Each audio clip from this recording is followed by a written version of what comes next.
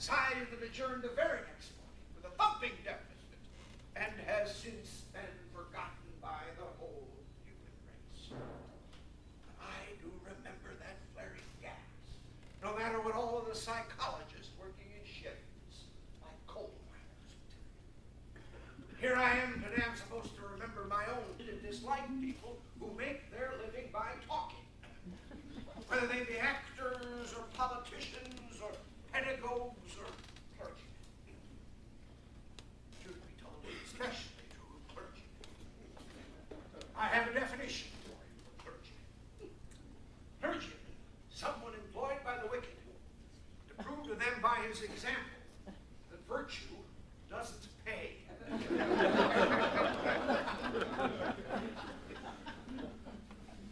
Here I am also supposed to be in the story. What is history anyway? But a lot of encrusted misinformation.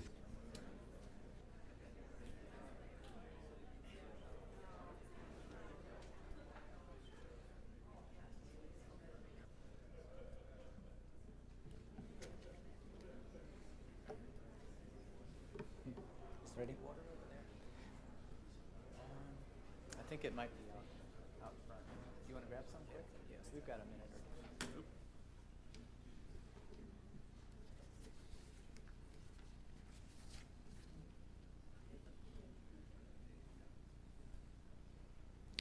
Welcome, everyone, to this panel of the Religion and the Presidency Conference, sponsored by the Hauenstein Center for Presidential Studies, also the George Mason School of Public Policy, and the Gerald Ford Museum and Foundation. My name is Kedron Bardwell. I'm an assistant professor here of political science at Grand Valley State University. And the title of this panel is Religion and the 2004 Election. We have three outstanding scholars here, each of which who has written extensively on the subject of religion and politics, and including the mobilization angle, the voting angle. And so we have a very distinguished panel here today, and I thank them for coming and offering their expertise. Let me quickly introduce them. To my left, we have Bill D'Antonio from the Catholic University, who's an adjunct research professor there. To my right, we have Corwin Smidt, professor of political science from Calvin College. And then on the far right, Mark Rozell, who is a professor of political science at George Mason University. We'll proceed basically in that order of making comments, and so to give you the guideline.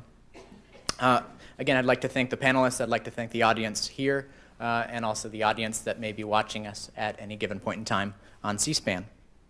The format, after a brief introduction, I'll let the commentators make their comments of 12 to 15 minutes apiece, and then we'll move to maybe a short clarification inter-panel questioning session, if needed, where they can ask for clarifications or question the other panelists, and then we'll move directly to audience questions, what I think should be the most interesting part of the session. As far as audience questions, we'll bring the mic to you, so there'll be no need to move to the center. Just raise your hand if you have a question. As an introduction, there wasn't much doubt about how I would lead into this session. That is, there was somewhat of a media frenzy in the days after the election related to instant analysis of the exit polls, specifically that question which asked people, these respondents as they were leaving the polls, what was the most important issue or most important problem in this election. 22% said, when given a list of options, that moral values was the most important problem or most important issue in the election. That seemed to develop quickly into the conventional wisdom in the media.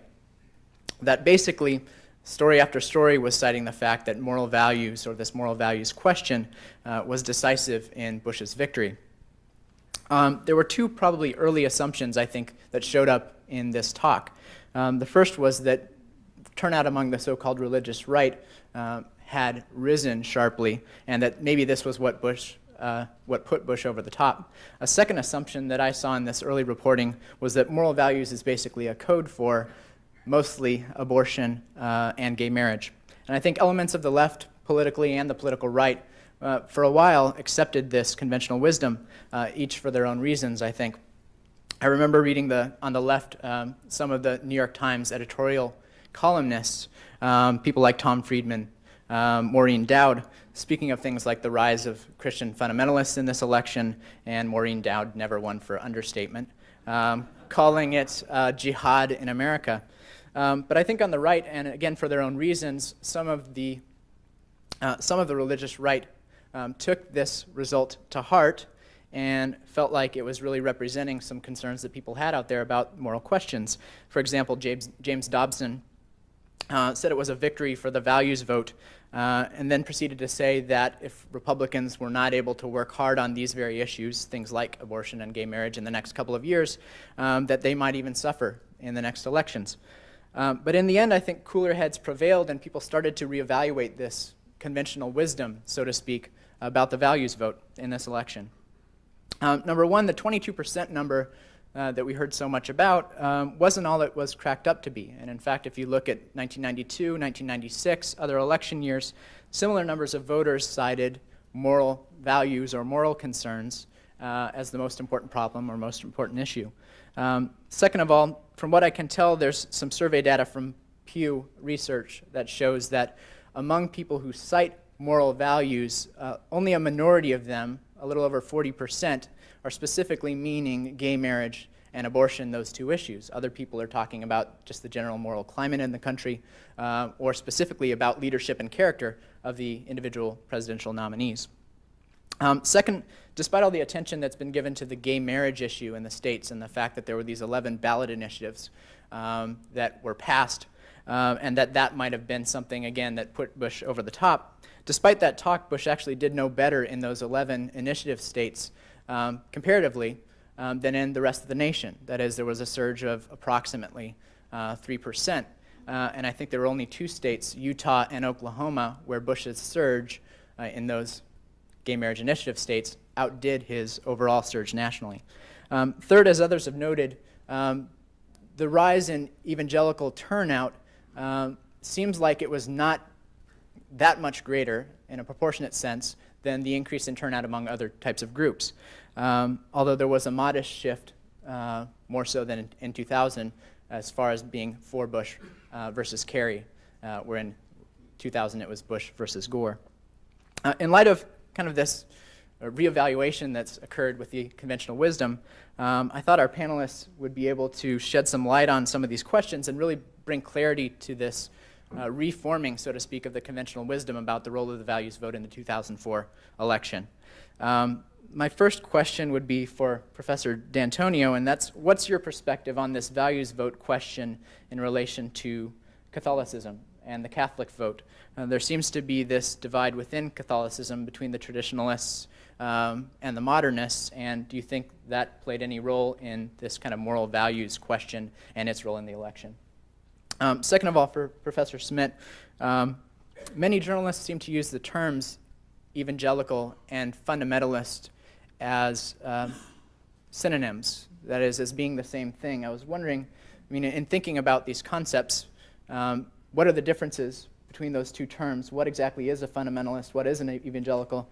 Maybe understanding that will help us better understand the role of those groups in the election in 2004. There's a quote that I like from, I think I found it from Alan Jacobs, that says, "You know you're an evangelical if the fundamentalists think you're a liberal and the liberals think you're a fundamentalist." And I think sometimes that's true. Last question for Professor Rozell. What exactly is the relationship, from what you can tell, between this mainline United Methodist, nominally anyway, George Bush, and the evangelical community, meaning evangelical groups and churches of the evangelical bent?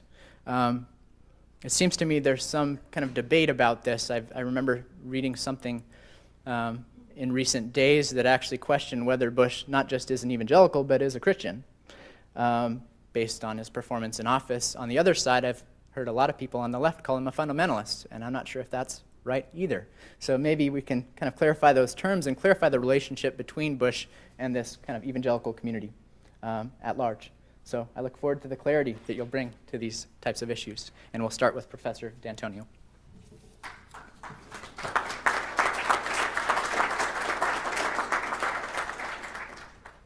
I I also want to thank Cleves for inviting me to the party, Cleves and Mark. It's been a great party. I've learned more here about presidents in the last 2 days than I learned in the previous 20 years. Now, the paper I'm doing is with Professor John White. He's in Utica, New York with Zogby, getting the Zogby latest, and sent me here. So our paper is a little bit different, and I think I will respond to your question about values in a way. I'm going to be presenting some overheads. Our paper is on Catholics and the politics of change, the presidency and Congress, 1962-04. Since Tom Carty did a very good job describing JFK, the first JFK, and his Catholicism, and part of our paper compares the two JFKs. I'll move very quickly over that part. I do want to say one thing that wasn't in our paper. Everybody was confused about Kerry's religiosity.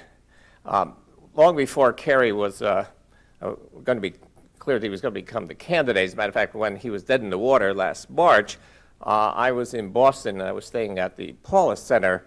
The Paulist Fathers run a center in downtown Boston right off the Commons, and John Ardis, who's the director of the center, and the fellow priests were talking about Kerry and his plight.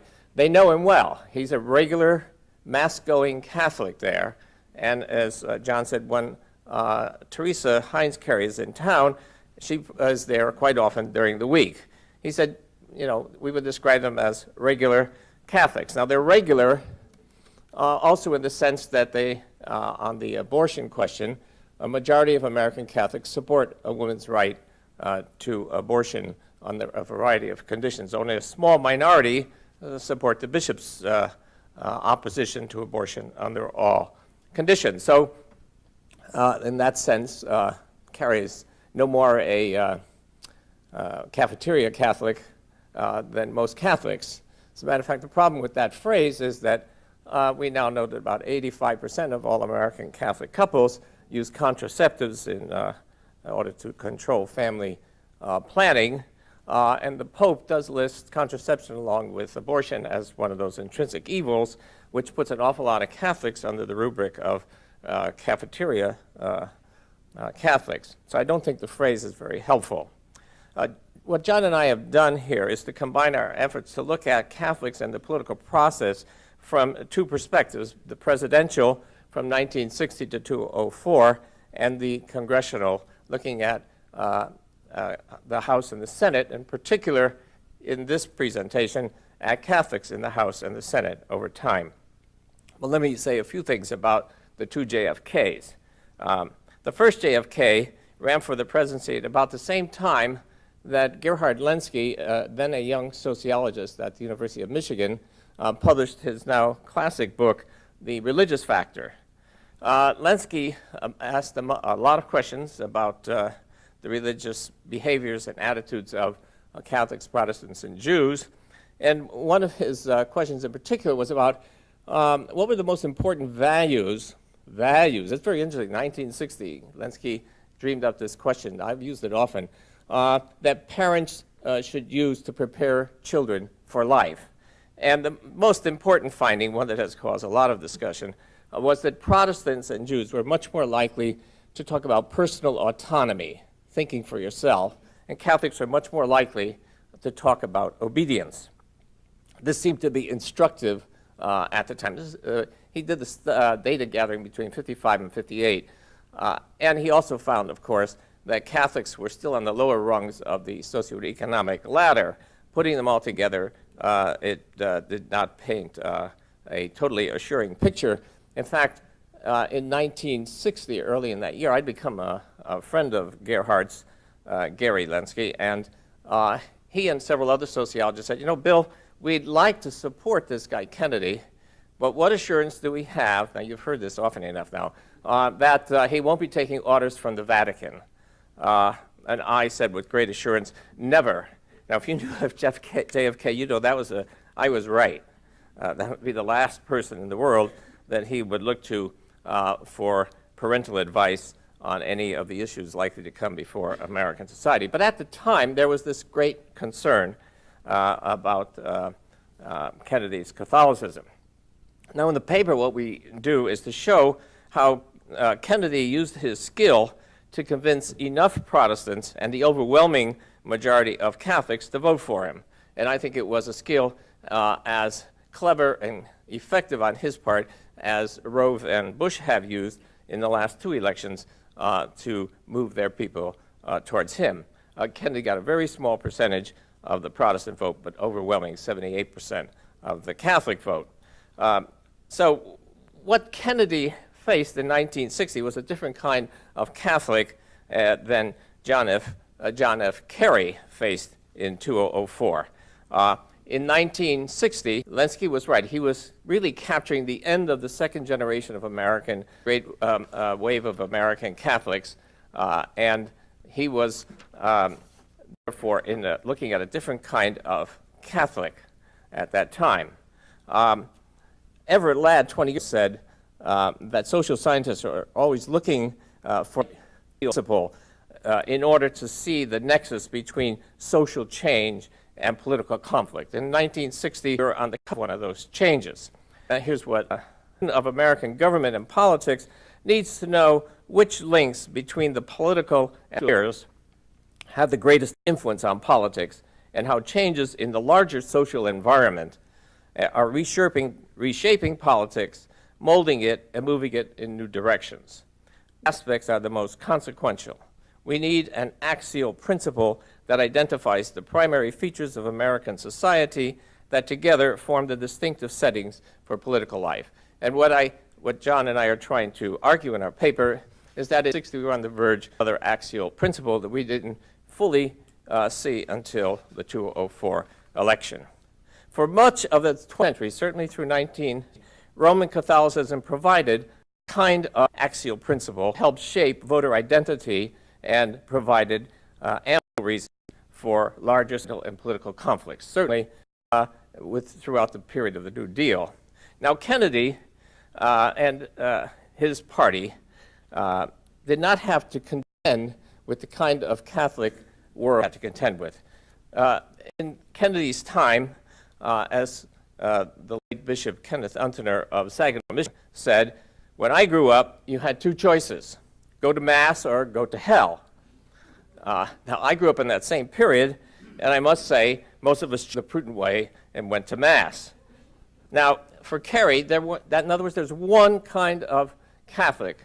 Matter of fact, so unified, Italians came to the U.S. between 1870 and 1920 as the least churchy of all the Europeans. By 1950, they looked just like the Irish. I always like to say we were Irishized by the Catholic Irish Church.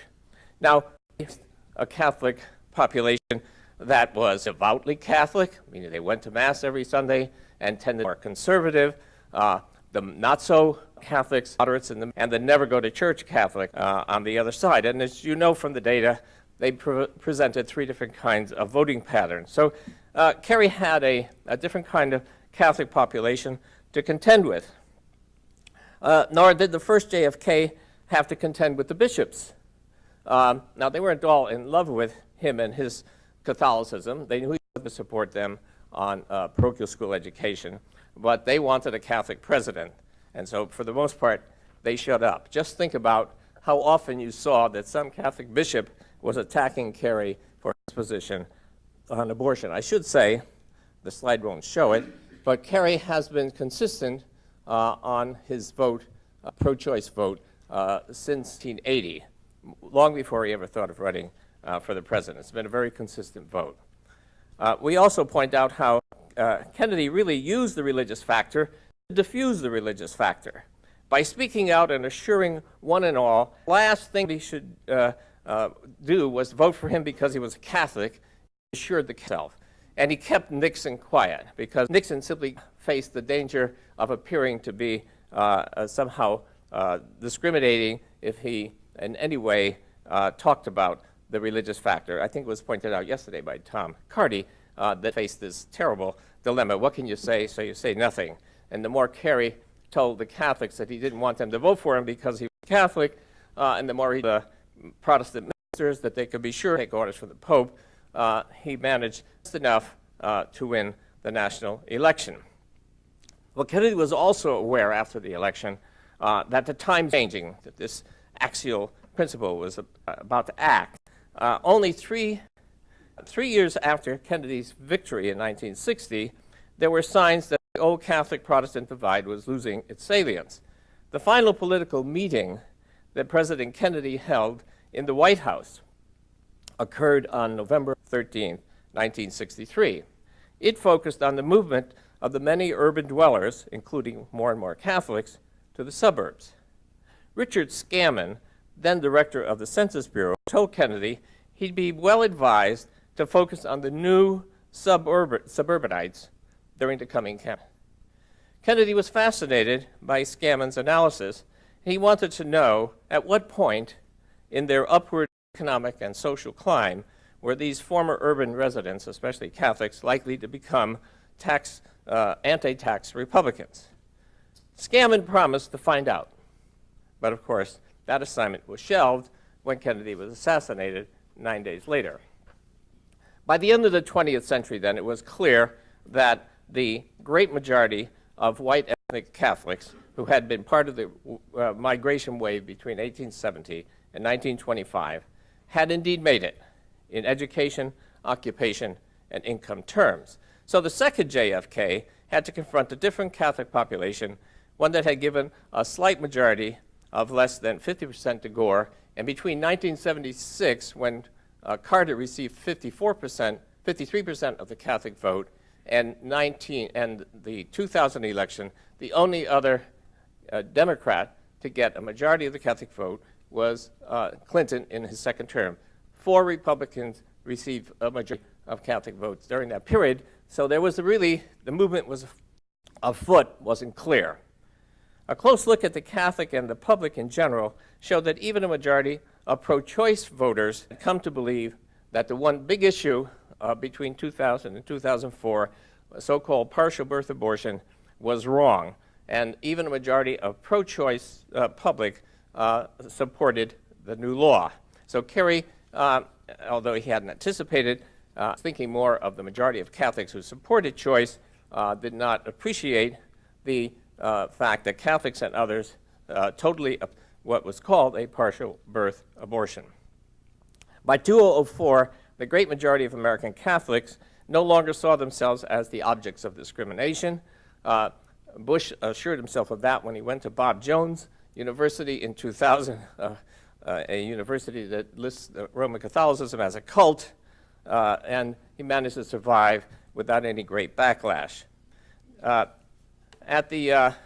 me just say that, therefore, as the 2004 election results clearly demonstrate, a new axial principle has evolved. Americans increasingly see values and lifestyle issues as crucial to making their voting choices. This was even seen in the 1992 campaign when the first George Bush, Clinton, and Ross Perot were all asked and were looking at these candidates in terms of whether they shared our values. Now let me switch from the impact of values, the changing socioeconomic condition of the Catholics, to a look at what was going on in the U.S. House and Senate during the same time period. Now I'm going to move very quickly through a group of slides, overheads rather, and see if I can just give you an image of the different kinds of data and the different ways in which Catholics look. If you look at Congress, actually I should say that my own research includes what's going on with the Protestants, Jews, and others in the House and Senate, but I'll focus on the Catholics here. In 1972, there were 79 Catholic Democrats in the House and 25 Catholic Republicans. You'll notice the lines up and down. By this past election, the figures on the end show the results of this election. There are 81 Catholic Democrats still in the House, and now there are 57 Catholic Republicans. There's been a tremendous growth in the numbers of Catholic Republicans and very growth in Catholic Democrats. Now remember, Roe v. Wade occurs in 1973. but the real impact of that begins to show up years later. Now, what difference does that make in the kinds of voting that you get on issues like abortion? This shows you the percentage. What is interesting here, and I haven't heard people talk about this much, in 1980, 79-80, just before the Reagan election, 40% of the Catholic Democrats in the House voted pro-choice. The majority of Catholic Democrats in the House voted pro-life. A larger majority of Catholic Republicans voted pro-life. But look at what has happened to the Catholic Democrat vote in the House on abortion since then.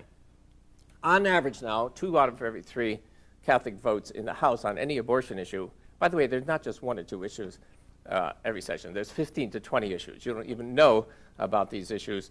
They're technical, but they're important. So the Catholic vote has become more pro-choice, despite the fact that the bishops' opposition has become more evident. And I want to show, and this will become clear later, what happens when you look at key votes in the House and Senate over the same period of time. During the period 1972 to 1996, there is a book out now by 2 political scientists, Poole and Rosenthal.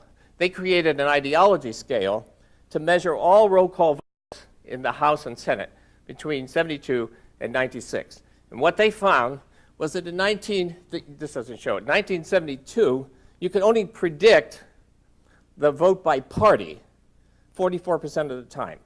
More often, the votes were a mix of the parties. In 1996, the last year they ran the data, you could predict party line voting 88% of the time. Just by knowing what the issue was, you could say this was a Democratic or Republican issue. 88% of the vote was accounted for strictly by party. Now, this is simply an illustration of what they're talking about. I took a series of votes from Michael Barone's almanac and put it here. I have it in detail for year after year. But this shows some of the extremes that are now. Bush tax cuts, 1694, opposed by the Democrats, 100 to 0 on the other side. You look at the death penalty by jury, Democrats opposed, Republicans 93 to 7. Faith-based charity, 793 opposed, 98-2 on the other side. In other words, you're getting a dramatically polarized series of votes increasingly over time in the Congress. If Poole and Rosenthal found the data to be the case for 88%, by now it's over 90%.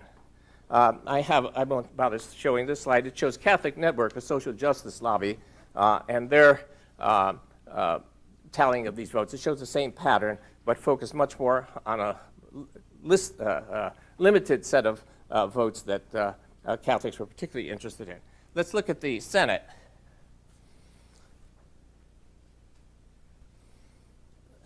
This shows that the Catholic and Democratic and Republican members of the Senate over time. You can see that in 72, 9 of the 12 Catholics in the Senate were Democrats. Now it's 13 to 11. They've both grown in number, but the 2 lines have come much closer. I want to just show one other slide. Time is running out. To argue the point that party is more important than religion, party controls religion, look at this slide. This shows the patterns of the Catholic Democrats and Republicans on top, mainline Protestants, and conservative Protestants on the bottom. We broke today down to 3. Notice how the Catholic pro-choice vote grows from 40 to 67. This is in the Senate. I'm sorry, the Senate is 40 to 80. But notice the mainline Protestants. What's different between the Catholics and the Protestants' mainline, of course, is that while the Catholics have a strict prohibition against pro-choice, all the mainline Protestant churches have a position that supports a woman's right. But it doesn't matter, does it? If you are a mainline Protestant Democrat, you vote pro-choice. If you are a mainline Protestant Republican, You were pro-choice in 1972 when it didn't matter. You are now pro-life. And amazingly, if conservative Democrats get elected at all now, they're becoming pro-choice. Well, what we conclude in our paper is that what is happening, as seen both in the presidential and in the House and Senate elections, is that people are becoming more and more what their party wants them to be. If you are a Democrat, you'll be pro-choice. If you're a Republican, you'll be pro-life.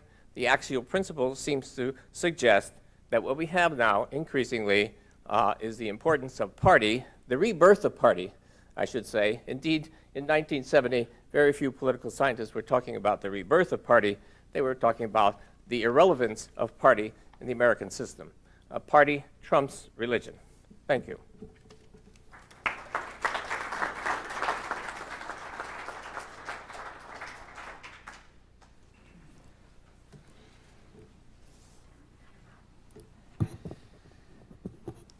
I want to thank the organizers of this conference on religion and the presidency.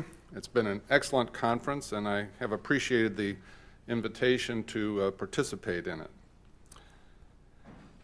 After a generation of involvement on the political scene, evangelical Protestants appear with the 2004 presidential election to finally have come into their own politically. At the start of the campaign, the level of commitment to the political process on the part of evangelicals was somewhat of a question mark. Some thought that after evangelicals had begun to re-enter the political arena in the late 1970s and early 1980s, there had been a waning of evangelical political involvement over the past several election campaigns. After all, Karl Rove had contended that 4 million fewer evangelicals voted in the 2000 presidential election than in the 1996 election.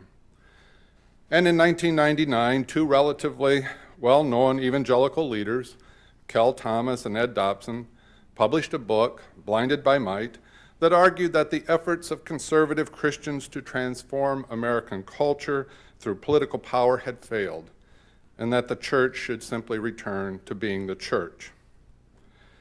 However, the aftermath of the presidential election of 2004 may yet reveal that Thomas and Dobson were somewhat premature in their assessment that the political efforts of conservative Christians had failed. Clearly, evangelical Protestants were an important component of Bush's winning election coalition of voters, and their involvement in the past election has helped to shape the direction of American politics for the next 4 years. It remains to be seen, however, whether this support at the polls will translate into anything meaningful in terms of public policy or contribute to a greater sustained presence of evangelical Protestants within electoral politics. But before I address the role of evangelicals in the 2004 election, it is first necessary to clarify just who I seek to designate when I use the term evangelical Protestant or evangelical Christian. So much of the discussion in the field of religion and politics suffers from the use of different, though overlapping terms, as if they were identical in nature. Terms such as evangelical voters, born-again voters, conservative Christians, and the Christian right are used in almost an interchangeable fashion. Yet each of these terms captures somewhat different, though overlapping, groups of voters. And Kedron asked about fundamentalists. I haven't even added that to the list. Let me just briefly try to clarify that. Fundamentalists are a subset of evangelicals. Fundamentalists tend to be much more separatist in their orientation. Evangelicals tend to be much more willing to engage the broader culture. There are differences theologically. Fundamentalists tend to have a much higher view of biblical authority in the sense of moving towards an inerrantist, literalist interpretation. Evangelicals tend to have a high view of biblical authority, but probably move towards a more infallible than an inerrantist understanding. And there could be other descriptions that could be given as well. My discussion and analysis begins with the theoretical concept of religious tradition, measured in terms of pattern of religious affiliation or belonging.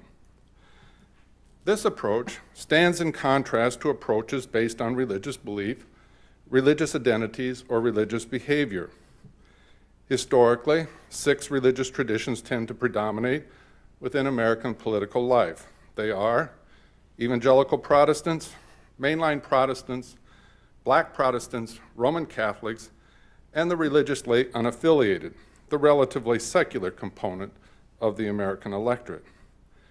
Together, these 6 religious traditions comprise about 93 to 94% of the American electorate today. In defining evangelical Protestants in terms of religious affiliation, we are defining evangelicals largely in terms of a sociological rather than a theological or psychological approach. Please note, defining evangelicals in this fashion excludes most Black Protestants, many of whom espouse religious beliefs similar to those expressed by evangelical Protestants. Likewise, evangelical Protestants are distinct from the Christian right.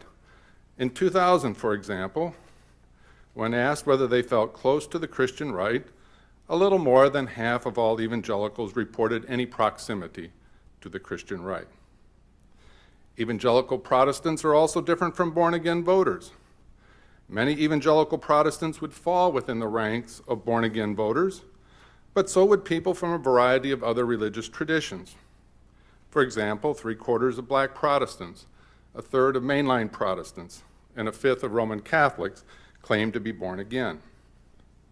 Even if one limited one's analysis to white born-again voters, the category would still comprise respondents from a variety of religious traditions. And the same holds true for the category of conservative Christians. It constitutes a categorical rather than a sociological entity.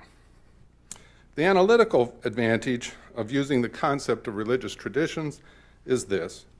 Rather than employing some categorical entity arbitrarily unified by the selection of certain specified criteria on the part of the analyst, religious traditions embody a sociological reality in that these religious traditions are composed of different social groups linked together through various patterns of social interaction.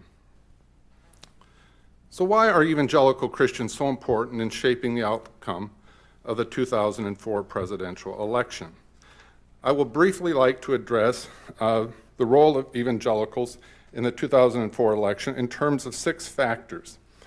The contentions of this paper draw heavily from the quadrennial national surveys of religion and politics involving 4,000 or more respondents in each survey that I and my colleagues have conducted in each of the last 4 presidential elections. These surveys combine pre-election surveys in the spring of each presidential election year with a follow-up survey of such respondents after the election. Since we're currently in the field resurveying those we surveyed earlier this year, the data I cite for the 2004 election are drawn heavily from exit poll data. However, the percentages and patterns evident in our pre-election survey almost virtually mirror the percentages and patterns in the exit poll data. And so some of the pre-election survey data we have gathered will be used to illuminate some of the post-election exit poll data that are presently available. So the first factor that I want to look at in terms of the importance of evangelical voters is simply their size. Clearly, part of Karl Rove's strategy to secure President Bush's re-election was to energize and mobilize his base supporters, including evangelical Christians. And one reason why evangelical Protestants are so important politically is their relative size as a block of voters. Evangelical Protestants now comprise more than 1/4 of the electorate. Mainline Protestants, a little less than 1/6 of the electorate. Black Protestants, a little less than 1/10. Roman Catholics, a little less than 1/4. Jews, about 2%, and the religiously unaffiliated, about 1/6 of the electorate. Obviously, evangelical Protestants do not constitute a majority of voters, but they do represent a substantial component of the American electorate.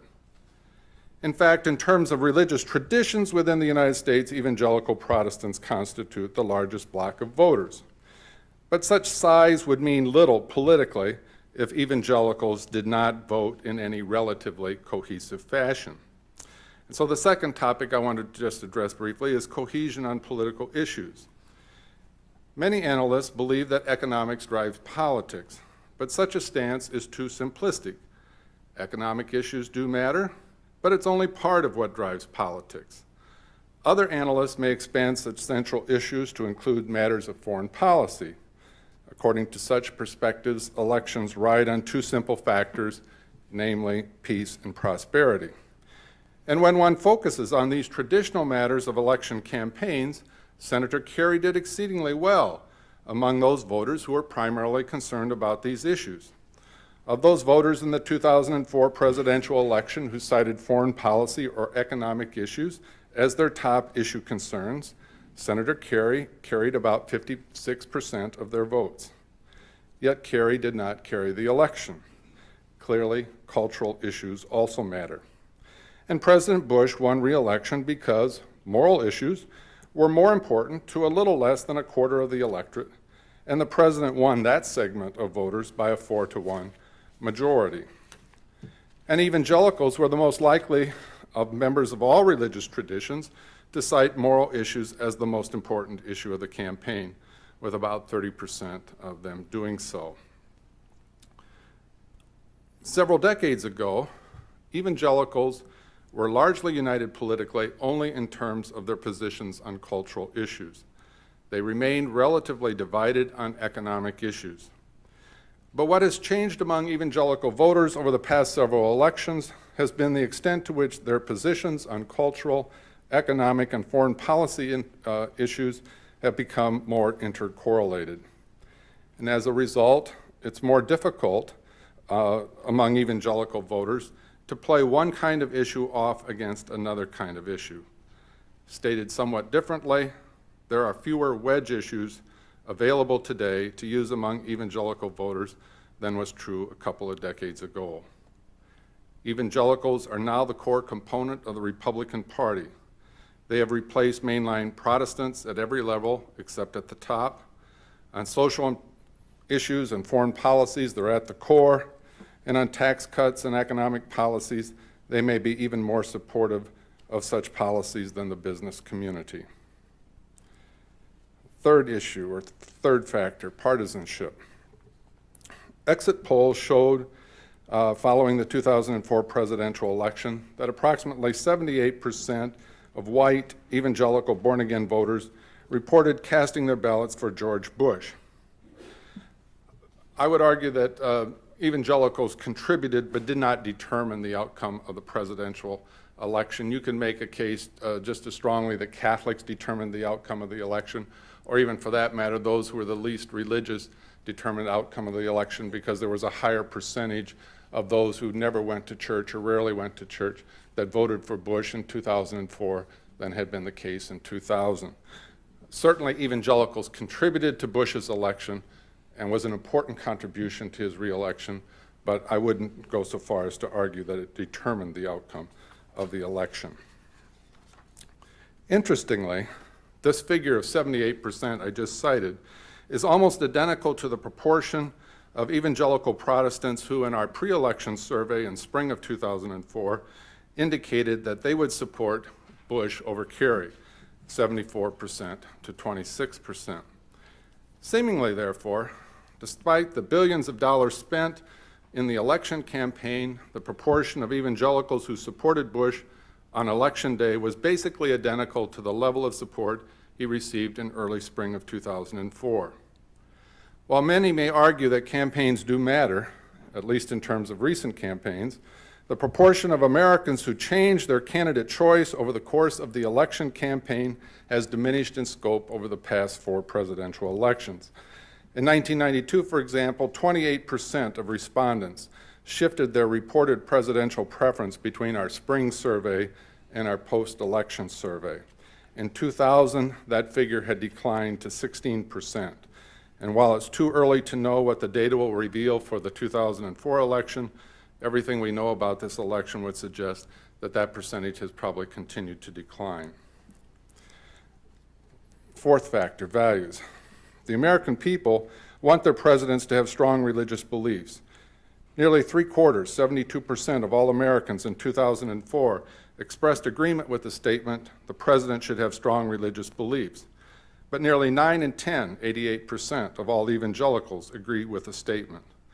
And very few Americans, less than a third, report that they feel uncomfortable when candidates discuss their faith, but only 25% of evangelicals express such discomfort. In this light, it should be noted that the support of evangelicals for Bush was not really a function of any anti-Catholicism related to Senator Kennedy's campaign. Historically, it's true that American evangelicals have exhibited considerable anti-Catholicism, but such religious divisions are now largely dissipated. If anything, evangelicals generally express concern not so much that Kerry was a Catholic or that he was too Catholic, but that he wasn't Catholic enough. Many Kerry supporters were largely anti-Bush voters, expressing anyone but Bush sentiments. But such was not the case in terms of evangelical support for Bush. Evangelical support of Bush was based on their trust and affection for Bush, not so much on their opposition to Kerry. There's more that I could say, but since I'm running out of time, I'm going to skip that. Historically, evangelicals have been less important politically because they tended to turn out to vote in lower proportions than did those in most other religious traditions. But over the past several decades, such differences in voter turnout have also diminished. Again, since our post-election surveys are not yet completed, we do not have comparable figures for turnout rates among different religious traditions in 2004. However, in recent elections, turnout rates among evangelical Protestants tend to be somewhat lower than those exhibited by mainline Protestants and Jews, relatively similar to those exhibited by Roman Catholics, somewhat higher than those exhibited by Black Protestants and the religiously unaffiliated. Finally, evangelical Protestants are important politically because of their concentration geographically. Bush's strength among evangelical Protestants put huge swaths of the country out of reach for Kerry. Of the 14 states with the highest evangelical population, that is with a percentage of 30% or higher in terms of their composition of evangelicals, all went for Bush, compiling a total of 223 electoral college votes. Many commentators pointed to 10 different states as constituting the competitive states for the 2004 presidential election. 8 of these 10 states listed as such toss-up states had an electorate in which evangelicals comprised about 22 to 28% of the state's electoral base. The only 2 states that didn't meet this criteria were Pennsylvania and New Mexico. And in the 8 states with fewer than 16% of the residents being evangelicals, 7 of the 8 states went for Kerry. The exception was Utah, with its high concentration of Mormon voters. Thus, just as Jews, by virtue of their geographical concentration in states with large electoral college votes, have held greater political significance than their numbers would suggest, so too the geographical concentration of evangelical Protestants further contribute to their political significance in presidential election campaigns. Let me make 3 important points in conclusion. First, as is true of any large segment of voters, there is diversity within the ranks of evangelical Protestants. Not all evangelicals are Republican, nor did all evangelicals support Bush for president in 2004. Evangelicals do not march in lockstep. There are always exceptions or counterexamples to the general patterns evident within their ranks. Remember, even if 80% of evangelical Protestants are politically aligned in one direction, a rather high level for any large group, the remaining 20% of evangelicals still comprise a full 5% of the American electorate. There is a component of evangelicals who are on the left side of the political spectrum, but its presence tends to be ignored by the dominant pattern evident among the rest of the evangelicals. Second, evangelical Protestants entered the 2004 presidential election campaign as being the foundation of the Republican Party's base of voters. Subsequent to that campaign, evangelicals have solidified their position as the bedrock of the Republican coalition. Evangelicals will not win every political battle ahead, but there's no question they will loom large in the Republican Party for years to come. And finally, evangelical Protestants entered the 2004 presidential election campaign with somewhat of a question mark at least in terms of the extent to which they were likely to turn out to the polls, but that level of involvement in the 2004 election seems to provide a clear answer to such uncertainty. Evangelicals answered the question with an exclamation mark. The increased level of turnout among evangelicals in the 2004 election, along with the increased support such voters gave Bush, not only helped to offset the increased level of turnout that occurred among young voters supporting Kerry, but enabled Bush to secure his election victory. Thank you.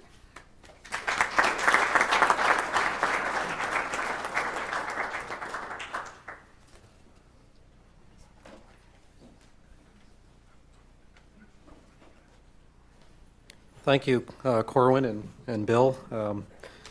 I have the honor to be the 17th out of 17 presenters at this conference, and I hope to prove the dictum that great minds think alike, because there are many things that my colleagues have said that I do agree with and that are in my paper very similar points as well.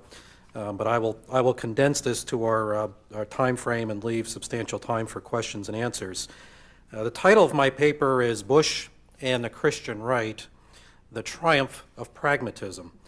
And I want to begin with a quote from a year ago by the editor of the Conservative National Review.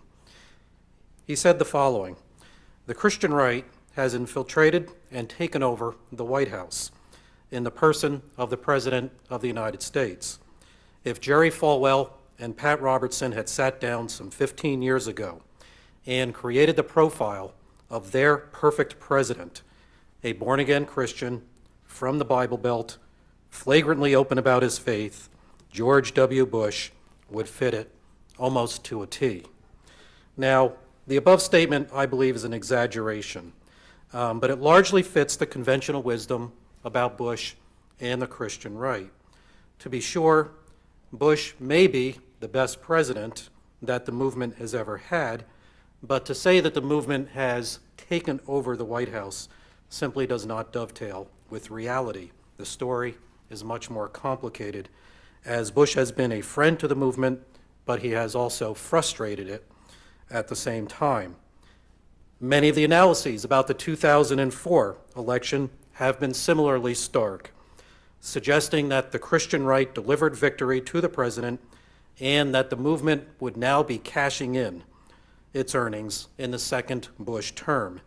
In fact, although Bush indeed prevailed among the so-called moral issues voters, he also achieved, as Corwin said, a broad-based victory that could be attributed to a variety of groups. Nonetheless, there's no denying that Bush owes a debt of gratitude to the Christian right movement, especially for how the movement rescued his tough nomination campaign against Senator McCain in 2000. The key question today concerns how will Bush govern in a second term, now that he is unconstrained by the need to ever again run for office. The movement that enabled Bush to prevail in the GOP primaries 4 years ago and then did deliver a strong turnout in 2004, I think will not be shy to push its agenda. I spent a lot of time in the paper talking about Bush's success in the 2000 primaries against John McCain.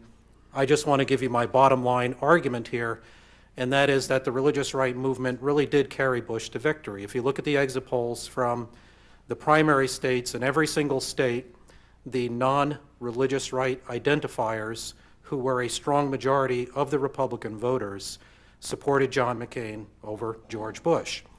The minority of voters in every single state who were self-identified as a part of the religious right movement went overwhelmingly for George Bush over John McCain, enough so to give Bush the margin of victory.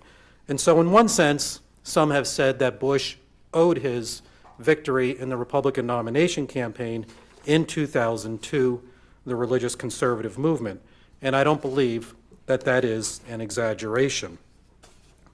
Nonetheless, fast forward to the 2000 general election campaign.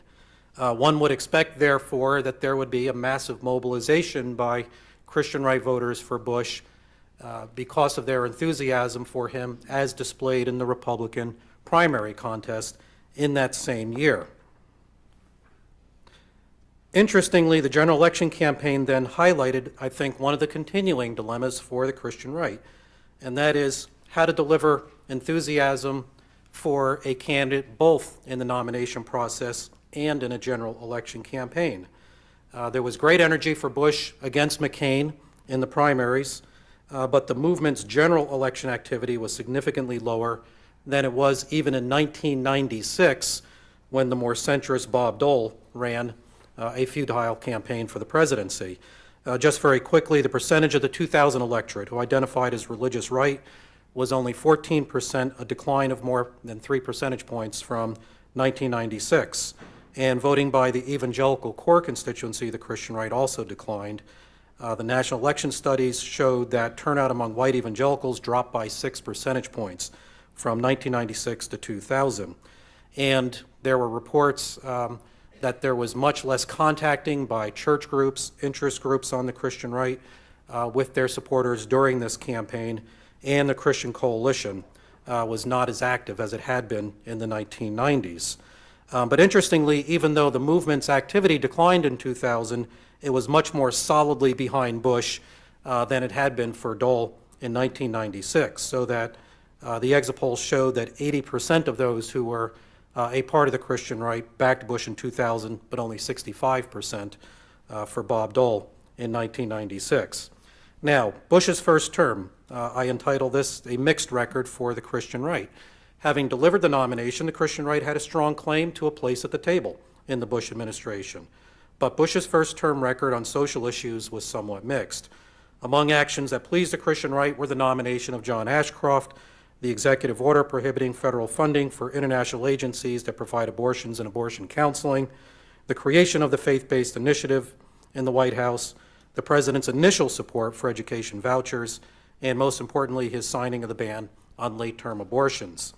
The president also endorsed the idea of a constitutional amendment to prohibit same-sex marriage, although most observers realized that there was little chance of this ever passing. Nonetheless, with the country in the midst of a contentious debate over gay unions, the president affirmed his strong support for what he called traditional marriage. The administration's most significant effort to integrate faith into policy was, of course, the faith-based office.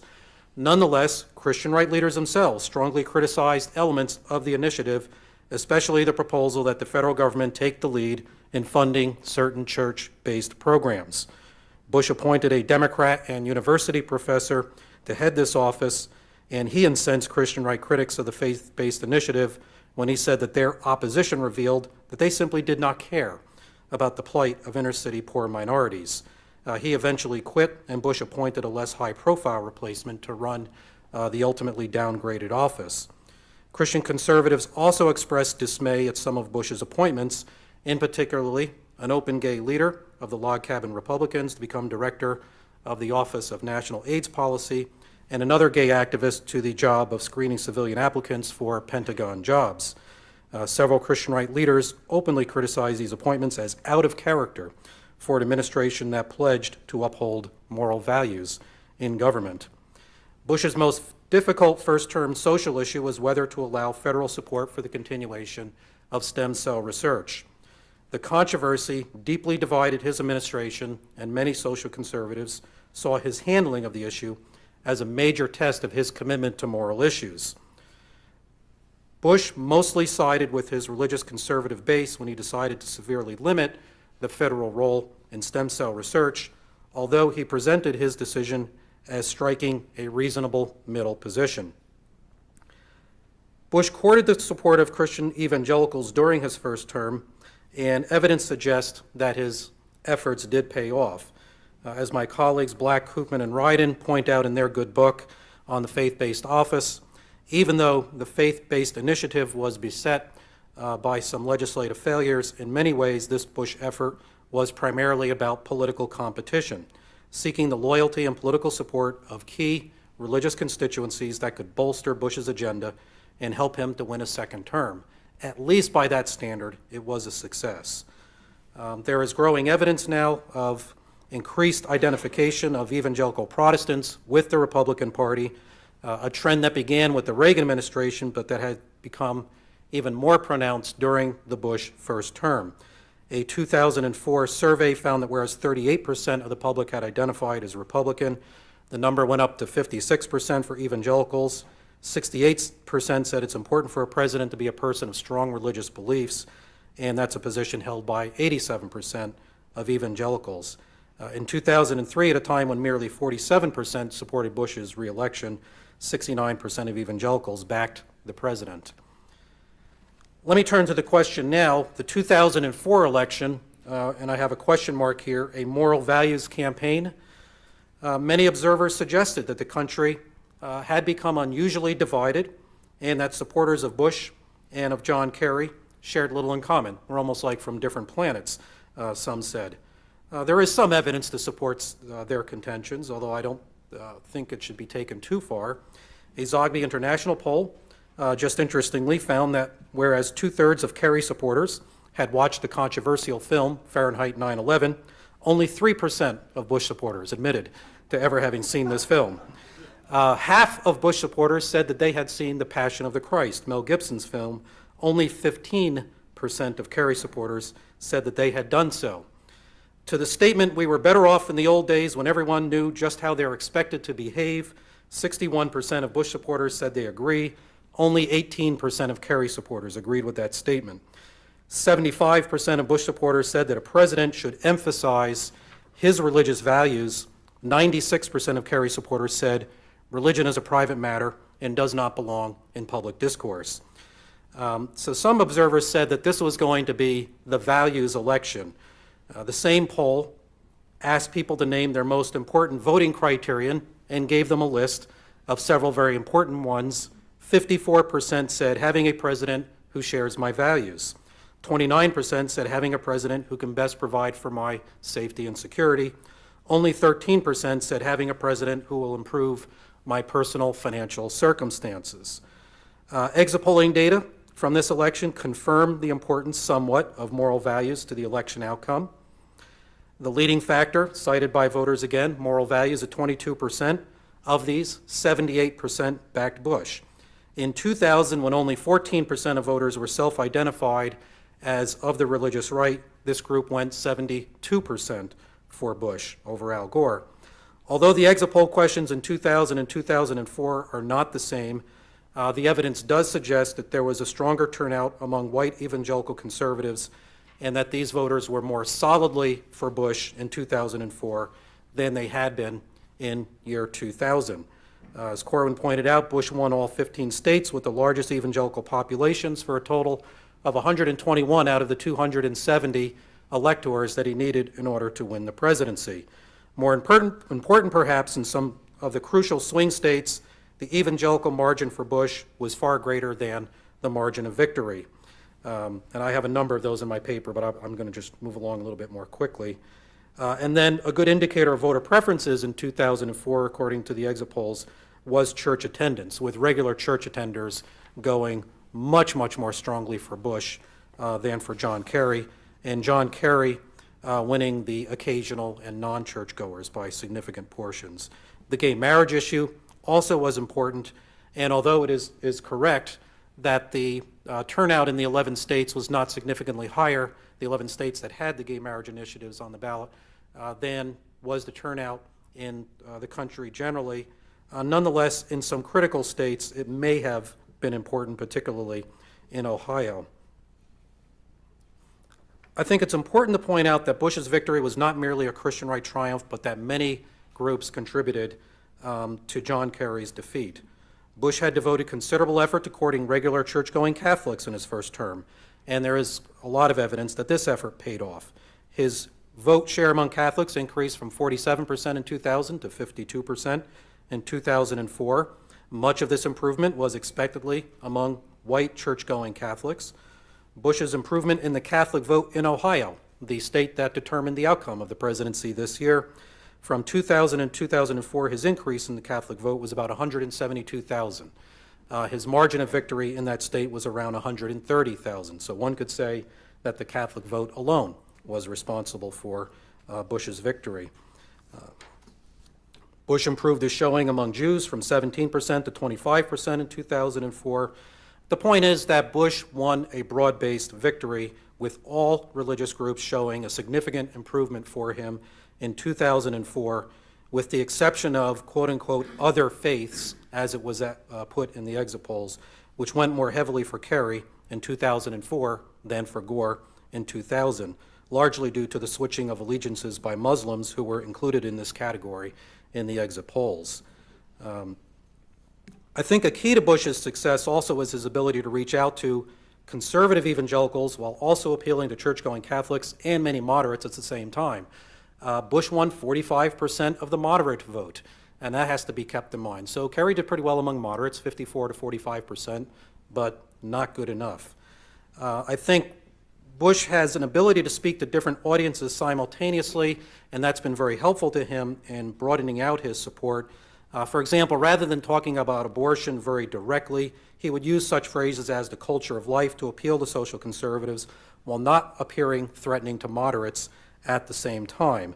This is a strategy that I think has fit his presidential rhetoric, where he has frequently used language that connects deeply with his co-religionists while at the same time flying under the radar of non-religious Americans. Phrases such as the wonder-working power, his references to evil and evildoers. Another key, and this is a very important point, was the grassroots mobilization in 2004 of social conservative voters that seemed to have taken off primarily on its own rather than being directed by any interest group organization such as the Christian Coalition.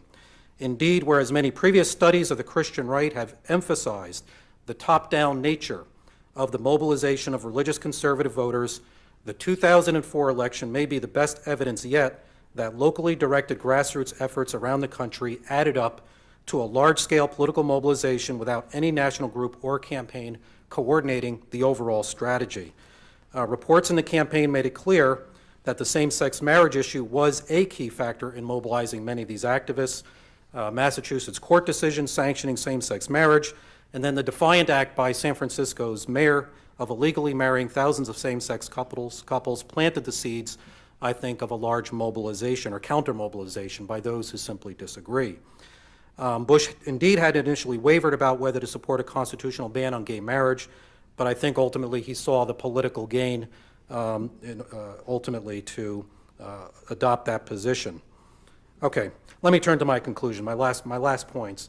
What is not known is the extent to which Bush will emphasize the policy aspirations of Christian conservatives in his second term. Perhaps most telling will be how he handles new Supreme Court appointments.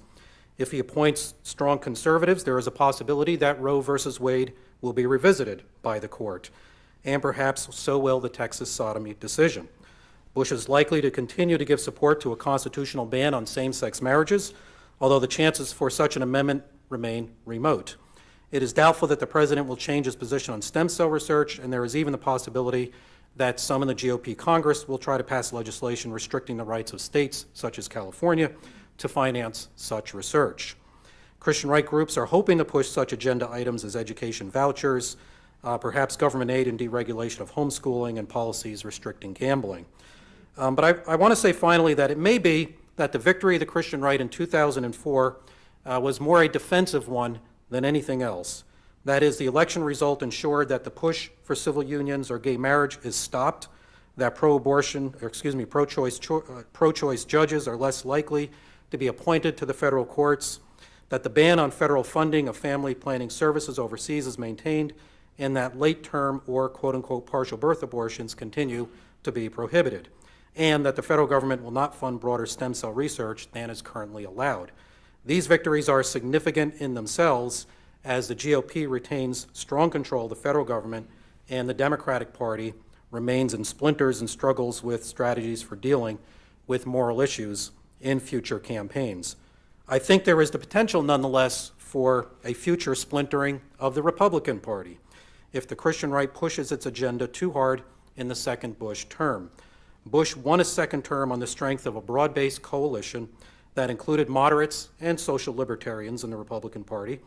And after years of intense fighting within the Republican Party over the growing role of the Christian right, these groups seem to have reconciled having a social conservative base in their party.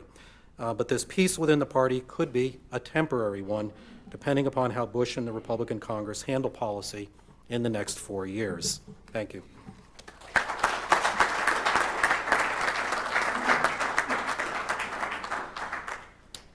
I'm going to make an executive decision, and we'll move directly to audience questions. So they'll bring the mic to you, and we'll let our panelists answer any questions that you have.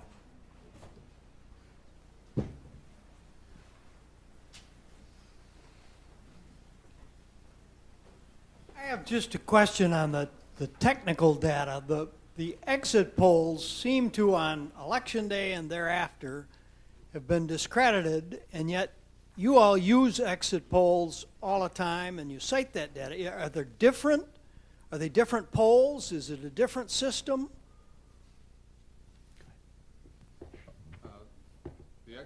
The exit poll data that we did employ are the same exit poll data that you're referring to that were supposedly discredited. They were discredited in the sense of predicting Kerry's victory early on election day. But generally speaking, exit poll data are still the best data that we have for explaining why those who came to the polls voted the way they did. And so we do rely on them, but they are limited in terms of the number of questions they asked, in terms of the categories they use, and so forth. But I think the discrediting that you were talking about related more towards the fact that earlier on election day, they seemed to point towards a Kerry victory when, in fact, obviously at the end of the day, Kerry did not win. Yeah.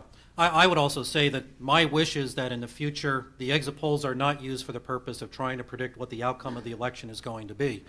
There was a coalition of scholars who tried to raise money for this election cycle to do a thorough exit poll and to save the results for well after the election, to create data that could be mined for the purpose of understanding the electorate. And I think that's what we really need, not to try to get this stuff up on the internet at 1 o'clock in the afternoon and predict a presidential election outcome, which simply should not have happened this time.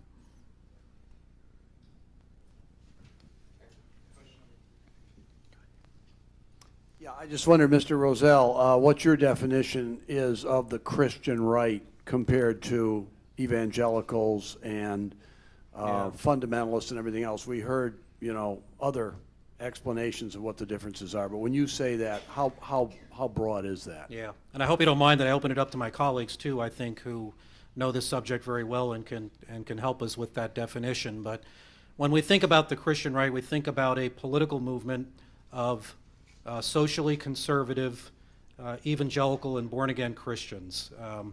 And we tend to define the core constituency of the Christian right as primarily evangelical and born-agains who are politically active, not ones who are outside of the political process and who adopt a more conservative political agenda. Corwin can probably elaborate.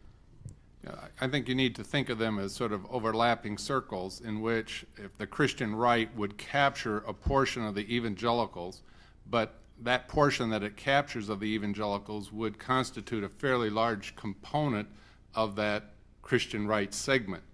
But there are Catholics in the Christian right, there are black Protestants in the Christian right. I don't define Mormons as evangelical Protestants. Mormons would be part of the Christian right. So it's not an identical, but it's an overlapping concept.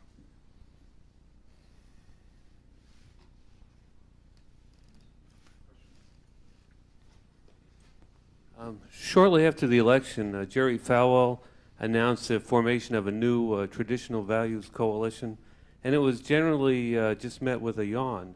And I just wonder, is this, what is the significance of this new coalition? Do you think it'll be, have an impact on Bush's second term? I think that the religious conservative movement has become so thoroughly a part of the Republican mainstream right now that these outside formed groups are a lot less important than they were, say, in the 1990s during the Clinton era. And so we saw a lot of the religious conservative groups, such as the Christian Coalition, really had their heyday in the 1990s when there was an enemy in the White House from their standpoint.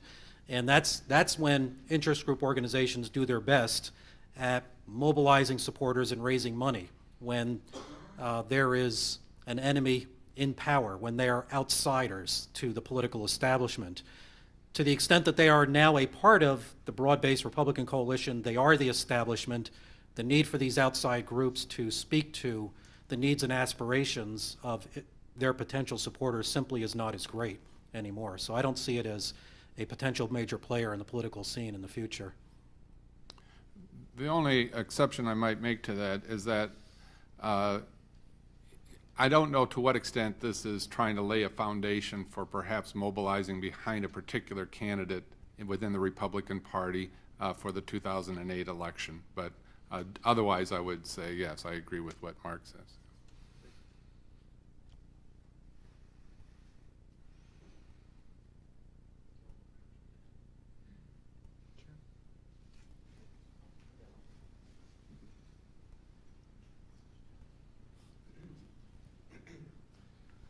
There's been a lot of talk about division in this country, and it was suggested maybe a couple of times that if there is a division, it may be with the elites. I'm wondering what impact, if any, that redistricting has had on the candidates, if you can be more liberal and more conservative and still be successful, and if that's going to have any impact on the ability of government to govern.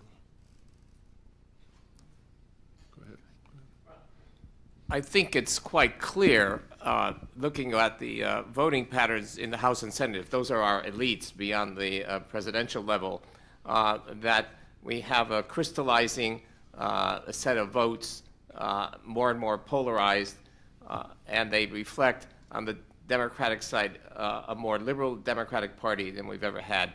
The Southern, very conservative Democrats are gone from the party. The moderate Republicans from the North, with the exception really now of three, Chafee from Rhode Island and the two women from Maine, Collins and Snow, and perhaps Specter, but I think Specter has been immobilized by his own words. If he gets the chairmanship, he's got to go with what he said, and that prevents him from being anywhere near as liberal as he might otherwise have been. The Democrats are much more democratic, liberal, supportive of pro-choice, which in value terms, I mean, getting back to Kenman's question at the beginning, reflects the value of personal choice, privacy, especially in this case, a woman's right to choose. But beyond the abortion and other sexual issues, in which the Democrats are all much more open and permissive, children of the Enlightenment, much more so than we're seeing in the Republican Party. The Democratic Party reflects a set of values that I would say are derived classically from the traditional Jewish, mainline Protestant, and traditional Catholic teachings. But what has happened, as John White and I think that there's a split, a clear split now, and who is a Catholic, the bishops call these social justice teachings now matters of prudential judgment. I don't know if you pay attention. Matters of prudential judgment mean you can vote either way on a minimum wage. But abortion is not a matter of prudential judgment. That splits. And that seems to me helps to anchor a larger and larger percentage of Catholics in the Republican Party. There's no doubt, I mean, if you look carefully, they've been over 40% of the Republican Party for the last 30 years.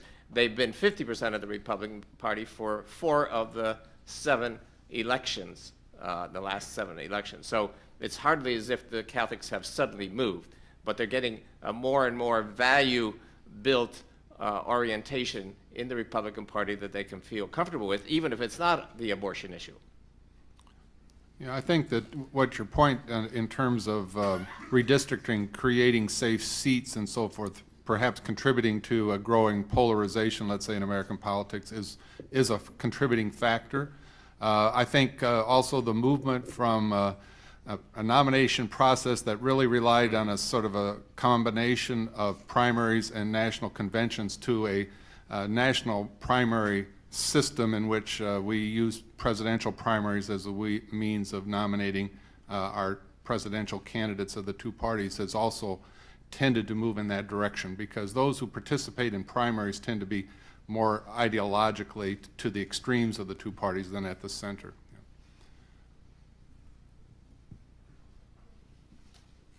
Yes? You keep speaking about the bishops being the problem as far as your type of Catholic. I happen to be Catholic, and the Pope is the boss, not the bishops. And they are fighting the Pope, as you know and I know. And there are a lot of bishops, particularly we've got a very good man in Detroit, the Cardinal, who is backing particularly partial birth abortion, which is murder. Even your great senator from New York came out against that before he died, Daniel Patrick Moynihan.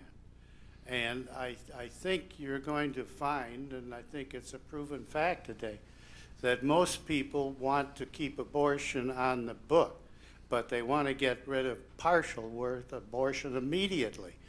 And your friend Kerry 6 times voted for it. I'd really enjoy getting into a discussion of what the late-term abortion bill is about. I don't think this is the place to do it. What I did indicate in my remarks was that 70% of Americans, including American Catholics, support the partial birth abortion law. I disagree. No, you're not listening. 70% support the law. Yeah. The ban, yes, the law bans. That's right. That's what the law is about. It bans a partial birth abortion as interpreted there. Right. There is no doubt about that. Kerry ignored that at his peril. And I think it's quite clear now that the Democrats need to confront the whole abortion life issue in some kind of a public debate. I discussed that yesterday and did not go into that in detail today. Since you brought up the Pope, what is interesting, of course, the Pope doesn't have to deal with partial birth abortion laws in Italy, but the Pope gives communion to everybody, including the Italian politicians who opposed him when he attempted to repeal the Italian abortion law. That's simply not an issue anymore in Rome, and the bishops don't speak about it. I suspect because it would eliminate just about all Catholics from going to communion in Italy, and maybe he forgave them all. But the Pope's policy is one of giving communion to everybody who comes to the altar. I still go back to my statement. He has come out very firmly against abortion and partial birth. Oh, there isn't any doubt about it. Absolutely. And as far as giving communion, it's up to the individual. You know, most of the Catholics in power that have been there a long time do not believe in it, but they're allowing it to happen and putting it on the individual. Again, it's my belief and the ones that believe like me, it's murder. And that's one of the 10 commandments. I think part of the difficulty for the Kerry campaign was how the candidate spoke about religion and religiosity, because he really came late to the game in terms of understanding how important it is to have a dialogue with the public about the moral values agenda. And consequently, even though he is a sincerely religious man, when he started talking more openly about his faith and its importance in his life and how it directs his public life, it was very late in the campaign and therefore had the appearance of being politically motivated.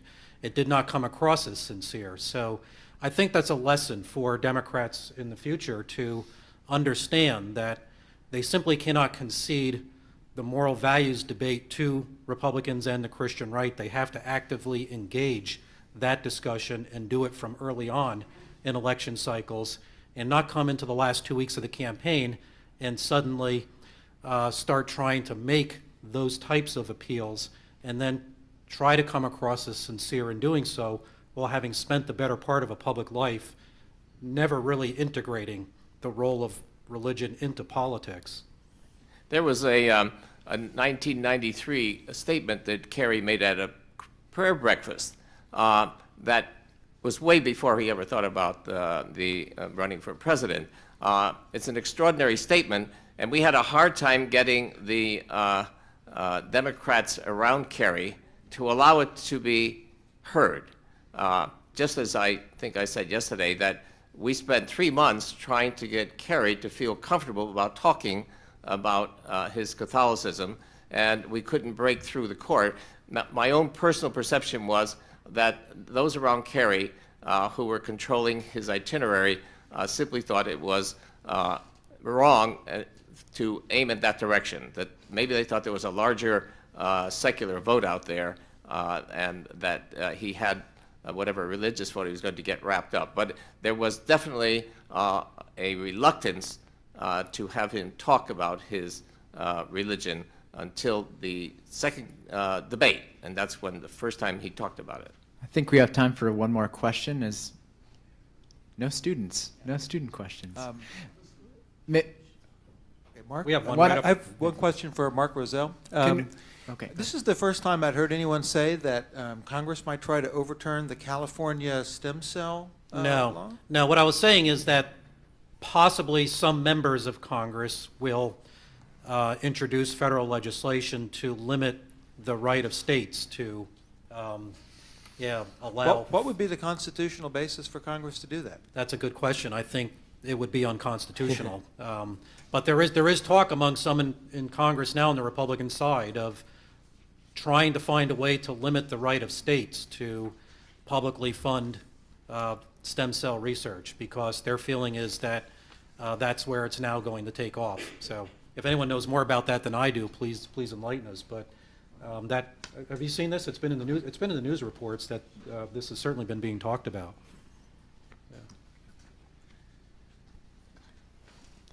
Well, thank you very much. You have the last word, Mark Rozell. I guess so. You are. There you go. Thank you.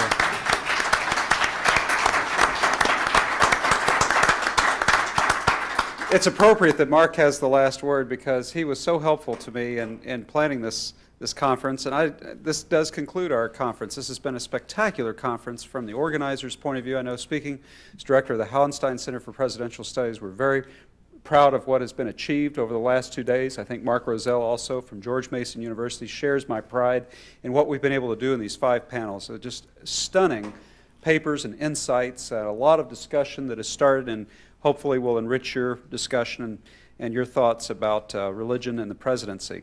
I do want to thank, in addition to Mark Rozell, all the other panelists who participated, both panelists who are professors here at Grand Valley and who've come from all around the country to be with us. Some 20-odd panelists were here. I think you did a great job. Some of you had all kinds of travel problems because of the fog, so you were to be particularly commended for being so lucid with the fog out there. I also want to thank the man whose generosity has made conferences like this possible, Ralph Hallenstein, who is the benefactor of our Hallenstein Center for Presidential Study. His vision inspires what we do. I want to thank the Grand Valley leadership here. We have some wonderful, President Mark Murray, Vice President Patricia Olt, and other leaders at Grand Valley who've done such a good job. In fact, Pat, would you please raise your hand? Thank you so much for your support for what we do.